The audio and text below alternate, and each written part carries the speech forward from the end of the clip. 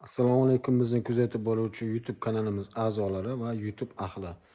Sizlarga yangiliklarimizni ko'rsatishda davom etamiz.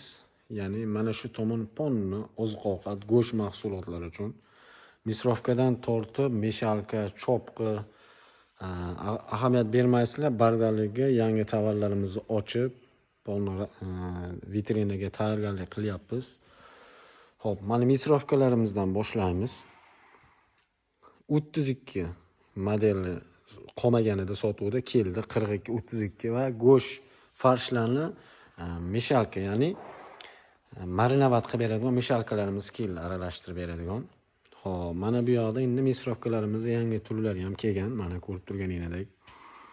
Har xil modellar bor. Muzlagan go'shtlarga ob'yom uchun ko'p ob'yom chiqaradigan qossobxona akalarimiz bo'lsa ham aloqaga chiqaverasizlar. Sifatli misrovkalarni olib kelganmiz va elektrlik kolbasli shprislarimiz ham kelgan. 10 litrlikdan 30 litrligacha sotuvda mavjud. Aloqaga chiqaverasizlar bemalol mana. Ikki tomonlama terib qo'yilgan. Kimga qanaqasi kerak bo'lsa, telefonlarimizni video ostiga qo'yamiz. Bemalol buyurtma berishingiz mumkin. Hop, mana bu tomonda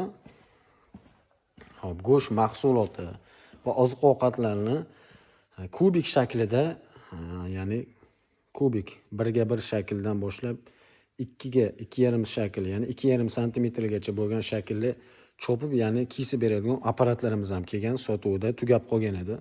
Va mana piyoz, ko'katlarni chop beruvchi uskuna ham. Mana bu ham xuddi shunaqa.